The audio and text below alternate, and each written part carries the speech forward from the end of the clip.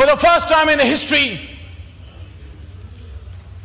we have seen new heights of genocide and killings. My brothers and sisters in Pakistan, I want to tell you, please go and check in the history what Israel and their leader think about us and what are we doing. In 1969 in Paris at Sorbonne University, the first Prime Minister of Israel, David Ben-Gurion, he went and he addressed Zionists. I as a minister had said this once on that side of the aisles, that David Ben-Gurion, when he was addressing the Zionists and what is happening, I'm sure this is not a teaching of Judaism, this is something which is the teaching of Zionists. Okay. He said that Pakistan is our natural foe, that Pakistan is an ideological answer to Israel. This is what David Ben-Gurion had said, and he said that, final 2 minutes, please. And he said that a natural ally for the Israel against Pakistan is India, when he said that India was divided into two and then Pakistan came into being. So they are the natural allies, and history will speak, and you will know it, that once, not even once, but on more than one occasions, Israel, with the support of the Indians, they had tried to destroy the nukes of Pakistan, but Alhamdulillah, Pakistan had been able to defend. शुक्रिया जी। Barrister Gauhar साहब जी, मैं आप बहुत आपको request की कि आप थोड़ा कहना मान लें जी। अली मोहम्मद साहब का माइक खोले, वाइंड अप करें please. So even if we don't accept them, they accept us as their enemies. In our government, when we organized 2 OICs, in the first OIC, I remember when I was sitting in that place, when the Prime Minister of Pakistan, Imran Khan, and I want to say this on record, that each and every Prime Minister of Pakistan, may that be Imran Khan or anybody else, or any president, they had supported the Palestine cause. Imran Khan said that, when the whole Muslim Ummah was listening, he said that let's make an Islamic bloc to fight the cause of Palestine and Israel, and Palestine and Kashmir against Israel. And when he said that, I said to myself, now they will not leave him. Because any Muslim leader who had talked about pan-Islamism, may that be Bhutto, may that be Imran Khan, may that be Qaddafi or whoever, or Shah Faisal, whoever has said that, they have made sure that he does not remain the helm of power. So in the end, I would like to say, and I would request all of the Pakistanis that please, on this issue, please get united. Nobody should say that, look, this is happening in this place in Pakistan, look, this is happening in that place. Why are you talking about Kashmir? Why are you talking about Palestine? This is a normal thing which is being said. Anybody who talks about Palestine, who talks about Kashmir, he's been told, look at Fatah, look at Balochistan, look at interior Sindh, look at this and look at that. Yes, that has something which we have to look in. But when you talk about Palestine, when you talk about Kashmir, the voice should be one. And the voice is, long live Palestine, long live Palestine. Palestine will be free. Allah's help will come. Inshallah. وَلَنْ تَرْضَى عَنْكَ الْيَهُودُ وَلَا النَّصَارَى حَتَّى تَتَّبِعَ مِلَّتَهُمْ قُلْ إِنَّ هُدَى اللَّهِ هُوَ الْهُدَى وَلَئِنِ اتَّبَعْتَ أَهْوَاءَهُمْ بَعْدَ الَّذِي جَاءَكَ مِنَ الْعِلْمِ مَا لَكَ مِنَ اللَّهِ.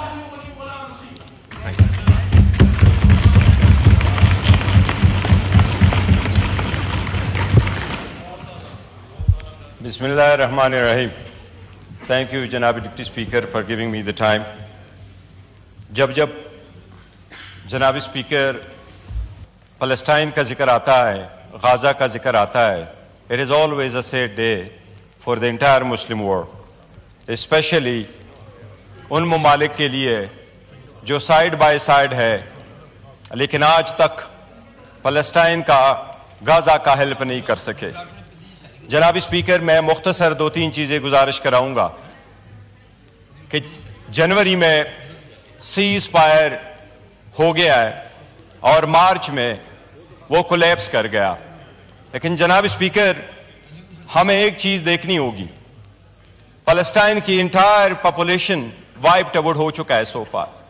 अगर आप उसकी critical view देख लें, मेरे पास United Nations के और ministry of health के Gaza के कुछ फिगर्स मौजूद हैं. अगर उनको देखे तो इंसान सोचता है कि फकत इसलिए कि हमास ने इकट्ठे कर लिया, उसके जवाब में इंटायर पॉपुलेशन को आप वाइप्ड आउट करो, इसकी दुनिया की हिस्ट्री में मिसाल नहीं मिलती. जनाब स्पीकर, एवरी स्कूल जनाब डिप्टी स्पीकर, गाजा का एवरी स्कूल डिस्ट्रॉय हो चुका है। जनाब स्पीकर, एवरी कॉलेज डिस्ट्रॉय हो चुका है। हर एक यूनिवर्सिटी, 12 यूनिवर्सिटी गाजा की वो डिस्ट्रॉय हो चुकी है। Every single unit, more than 200,000 houses वो डिस्ट्रॉय हो चुके हैं। मोर देन 50 मिलियन डिब्री वहां मौजूद है। यूएन वाले कहते हैं यहां से डिब्री हटाओ तो इस पे 20 साल लगेंगे सिर्फ वो डिब्री हटाने का। जनाब स्पीकर, सो पार 61,000 अफराद शहीद हो चुके हैं। ये ministry of health of Gaza की 61,000 लोग शहीद हो चुके हैं। 1,11,000 लोग जख्मी हो चुके हैं। इनमें जनाब स्पीकर 2/3 चिल्ड्रन और एल्डरली है। जनाब स्पीकर, इस वक्त डेफिनेटली जिनोसाइड है। एक वर्ल्ड हिस्ट्री इस मर्तबा बन गया। यूएन की पहली रिपोर्ट यह आई है कि इस वक्त गाजा में 100% पॉवर्टी है। इस वक्त गाजा में 80% लोग अनएम्प्लॉयड हो चुके हैं। जनाब स्पीकर, एक चीज बड़ी अफसोस की बात है और वो ये कि जिस वक्त सीज फायर हो गया है, जनाब स्पीकर, सीज फायर के वक्त यह भी तय हो गया था कि कितने हाउसिंग यूनिट बाकी जगहों से गाजा में जाएंगे। मुस्लिम दुनिया उसको इन्फोर्स नहीं कर सकी। यह भी तय हो चुका था कि कितने कार्गो जाएंगे फूड्स के गाजा में, लेकिन मुस्लिम दुनिया देखते रही। इजराइल तो अपने हॉस्टेजेस को लेके चला गया, लेकिन मुसलमान दुनिया अपने बच्चों को वहां सिर्फ वो मिल्क पाउडर तक वहां पहुंचा नहीं पाए। जनाब स्पीकर, मुसलमानों की हमारी बड़ी बदकिस्मती है। हमें अपने गरिबानों में झांकना होगा। आज इस ईवान का हाल देख के हम टूटे हुए पड़े होते हैं। आज हमारी सिंसेरिटी का और सीरियसनेस से यह हाल है। यह ईवान खाली पड़ा हुआ है। लेकिन मिसाल तो ले ले इजराइल की। अगर इजराइल के खिलाफ बोलता है तो उठाओ जरा वो पार्लियामेंटेरियन जो ऑस्ट्रेलिया में उठे और वो उठ करके रो पड़ते हैं। वो न्यूजीलैंड में उठा के देखो, वो रो पड़ती है। कनाडा में लोग उठे, वो रो पड़ती है। हम कहते हैं हम जन्नती हैं। जन्नत हमारा मीरास है। जन्नत उन लोगों का मीरास सही जहां ह्यूमैनिटी पे अफसोस हो तो वहां उनका खून उभरे। हर मुसलमान दुनिया में जागीर बिठा रखे अपने लोगों के साथ जुल्म करो। जो अपनों के साथ जुल्म करते, अपनों को तोड़ते हैं, वो इजराइल के खिलाफ कैसे इकट्ठे हो। जनाब स्पीकर, मुस्लिम दुनिया एक काम नहीं कर सकी। कल आपने देखा और कहा भी जा रहा है कि हर जगह पे जलसा जुलूस हो रहा है। बड़े अफसोस के साथ जुलूस की तरफ देखना पड़ता है। पाकिस्तान में भी आपने जलसे देखे। योराना किसके, जनाब स्पीकर, किसके जलसे थे? वो किसी सेक्ट के, किसी फिरके के, किसी पार्टी के। कभी पाकिस्तान की कम्युनिटी इकट्ठी नहीं निकली। अगर निकला है तो पीटीआई निकली है, निकला है तो जेयूआई निकली है, निकला है तो पीएमएलएन निकली है, निकला है कोई तो पीपल्स पार्टी निकली है। एक उम्मत बन के कोई बाहर नहीं निकला कि एक ही एजेंडा हो कि हम पैलेस्टाइन के हक में इजराइल के खिलाफ खड़े होते हैं। डिवाइडेड है।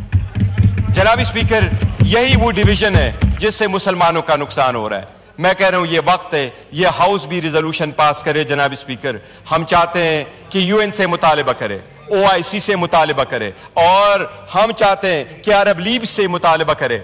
बिकॉज एक चीज इस वक्त जो उमड़ रही है, एक नया आवाज लगाया जा रहा है, और वो ये कि अब गजा के लोगों का तो गजा की जमीन पे भी कोई हक नहीं है।